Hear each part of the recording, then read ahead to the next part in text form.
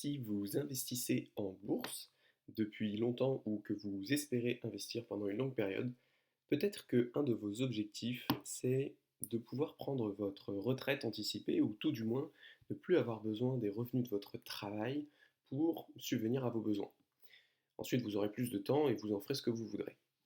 Si ça fait partie de vos objectifs, vous connaissez peut-être déjà la règle des 4%, qui est probablement la règle la plus connue à ce sujet, et qui vient d'une étude américaine qui regarde finalement les revenus du capital par rapport à la bourse américaine historiquement, et qui regarde effectivement lorsqu'on a un portefeuille donné, avec une répartition donnée entre les actions, les obligations et le cash, combien de temps on peut retirer un certain pourcentage de ce portefeuille avant de ne plus avoir d'argent.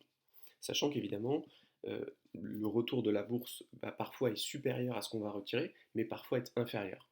Et il y a une notion, ce qu'on appelle de séquence de risque, qui fait que il y a une certaine incertitude, puisque si à l'année où vous arrêtez d'investir et vous commencez à retirer de l'argent de votre portefeuille, vous n'avez pas de chance et vous avez finalement une grosse crise financière, eh bien peut-être que vous aviez prévu de retirer 4% de votre portefeuille, mais si votre portefeuille boursier a fait moins 50% cette année-là, et que vous retirez 4%, eh bien en fait ça retire quasiment, ça retire 8% finalement de ce que vous aviez initialement investi. Et donc vous allez avoir beaucoup plus de mal à remonter la pente lors des années suivantes. Et ici en fait ce que je veux vous montrer, c'est un site qui permet un petit peu de jouer avec vos propres chiffres pour faire des simulations sur les données historiques. Concrètement, comment fonctionne ce site? C'est un site qui a dans son calculateur l'ensemble des revenus des actions sur le marché américain, c'est important de le garder en tête, et des obligations sur le marché américain aussi, et du cash, donc pas de rendement ni positif ni négatif. Pour ceux qui ne sont pas tout à fait à l'aise avec l'anglais, déjà vous pouvez probablement traduire la page, et sinon stock c'est action, bond c'est obligation, cash c'est le cash, saving, c'est combien d'argent vaut votre portefeuille au moment où vous arrêtez d'investir de l'argent dedans et au moment où vous commencez à vendre une partie de votre portefeuille tous les ans pour subvenir à vos besoins. Et juste ici, c'est combien vous avez besoin de retirer d'argent tous les ans pour subvenir à vos besoins. Juste ici, vous avez l'âge à laquelle vous prévoyez de prendre votre retraite. Et ensuite, vous avez le nombre d'années de retraite que vous espérez. Parce que forcément, si vous prenez votre retraite à 60 ans, vous allez avoir moins d'années à tenir que si vous prenez votre retraite à 30 ans. Et donc, bien évidemment, plus la période de retraite est longue, plus la dispersion finalement des possibilités finales va être importante. Ça veut dire que si vous gardez votre portefeuille et vous vivez sur votre portefeuille pendant 50 ans, eh bien, si vous êtes dans une situation chanceuse, vous allez finir extrêmement riche avec les intérêts composés, mais inversement, vous multipliez les chances de tomber sur une mauvaise séquence, et donc, sur 50 ans, vous avez plus de chances de finir avec 0 € sur votre portefeuille. Juste ici, vous avez votre tax rate, donc c'est quelles vont être les taxes sur l'argent que vous allez retirer, que ce soit effectivement des taxes liées au capital, que ce soit l'impôt sur le revenu, peu importe.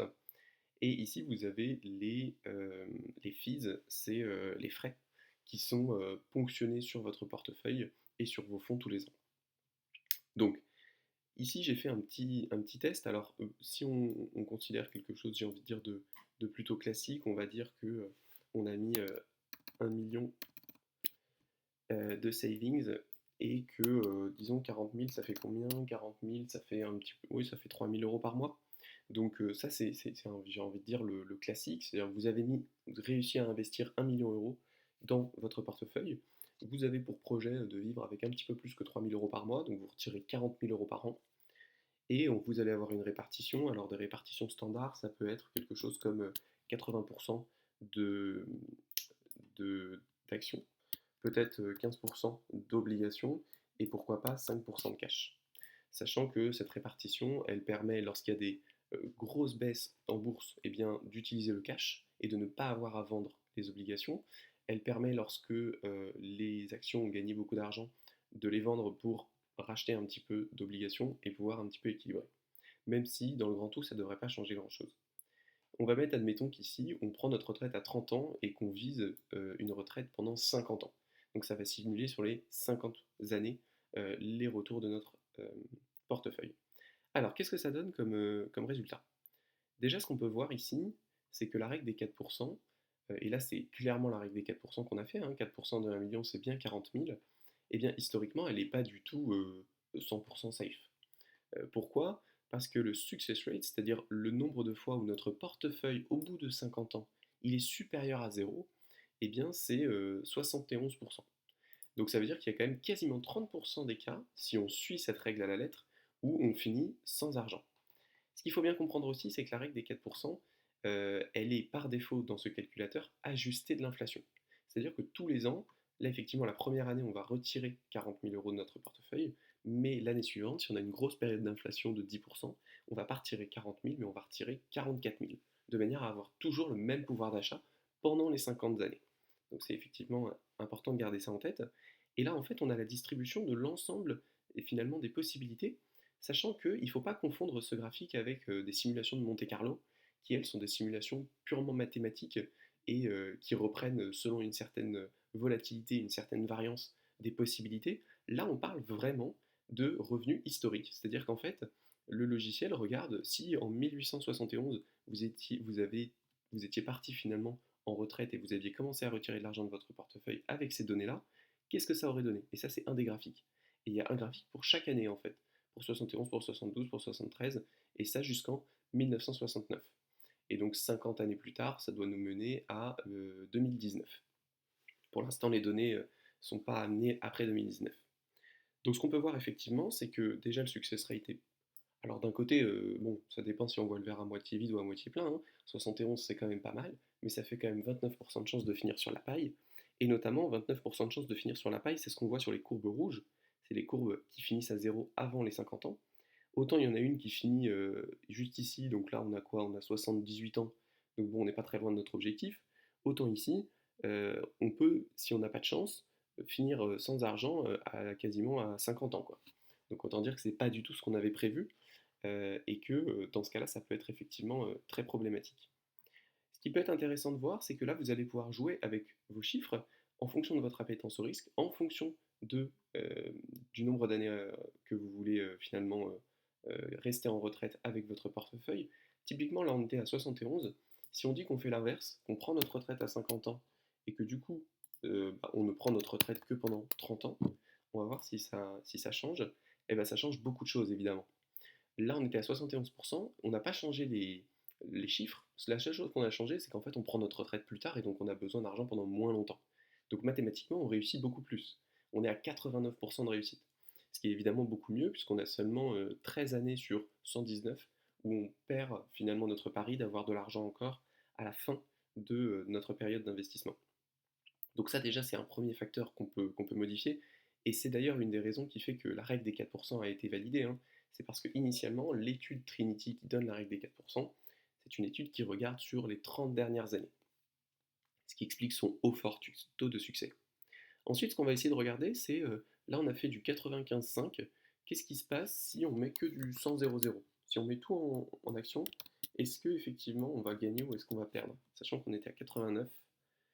On voit que c'est quasiment pareil. On était à 89,1, là on est à 88,2. Donc on perd 1% quand même.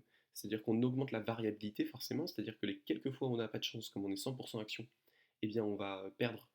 En fait, il y a un seul cycle en plus finalement. On était à 14 sur 119, c'est-à-dire qu'il y a une seule année sur les 119 où si on avait fait 100% action, on aurait perdu plus d'argent. Mais il y a aussi probablement beaucoup d'années où on a gagné beaucoup plus d'argent, hein. C'est ça qu'il faut aussi garder en tête. Sachant que ces chiffres-là, là par exemple la médiane on finirait avec 2 millions, dans plus de 50% des cas on finirait avec plus que 1,8 million. Tout ça c'est ajusté de l'inflation.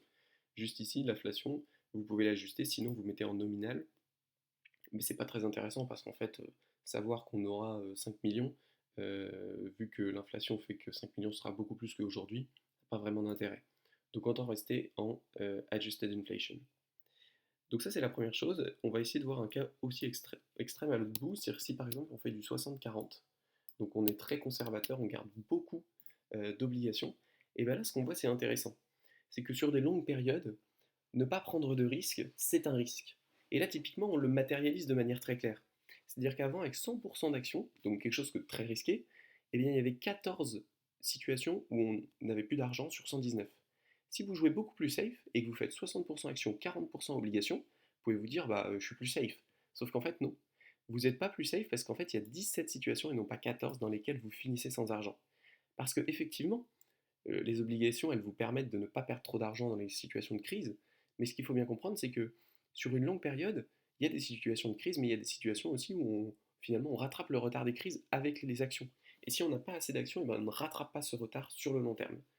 Si on regarde encore, si on fait pire, si on dit qu'on fait 40-60, c'est-à-dire que là vraiment on est quasiment avec énormément d'obligations, et ben c'est encore moins. Cette fois-ci, ça passe à 28. Et donc ça, c'est assez intéressant parce que en jouant avec ces chiffres-là, on comprend que la notion de risque, et notamment la notion de risque liée à ce qu'on appelle l'allocation, c'est-à-dire combien d'argent vous mettez dans les actions, combien d'argent vous gardez en cash, combien d'argent vous mettez dans des livrets ou dans des obligations, eh bien c'est effectivement un risque que vous prenez à court terme, mais c'est un risque qui vous permet de vous sécuriser à long terme. Donc ça, c'est aussi important de l'avoir en tête.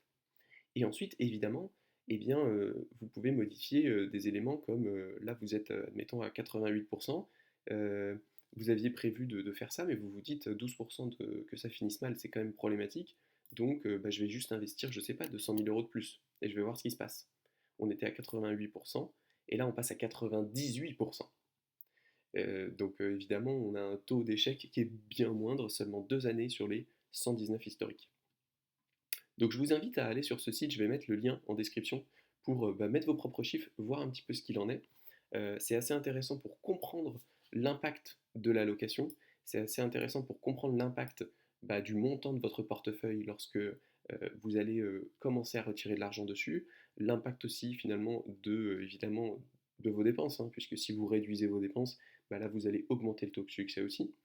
Ce qu'il faut comprendre aussi, c'est que bien évidemment, ici, on parle des retours sur investissement historiques. Alors évidemment, rien ne dit que dans les 80 prochaines années, les retours historiques seront similaires. Certains vous diront, et moi le premier, que très probablement les retours historiques de demain seront inférieurs aux retours historiques des 100 dernières années, mais il y a aussi d'autres personnes qui pensent dur comme fer que les retours historiques de demain seront peut-être x10 par rapport à ce qu'ils ont été les 100 dernières années, parce qu'on va connaître des booms technologiques, par exemple liés à l'IA, qui permettraient une hausse de la productivité absolument faramineuse. Donc évidemment, il y a de l'incertitude, et évidemment, on ne peut pas prédire l'avenir en se basant sur le passé, néanmoins, quand on fait des simulations sur des centaines d'années, ça nous donne quand même une tendance et ça nous permet finalement de nous orienter, de nous positionner et d'avoir finalement des points d'ancrage qui vous permettent de savoir un petit peu où est-ce que vous en êtes dans votre investissement, notamment si vous avez pour projet à un moment d'utiliser votre portefeuille pour vos dépenses courantes. Bien évidemment, dans ce simulateur, il manque beaucoup de choses.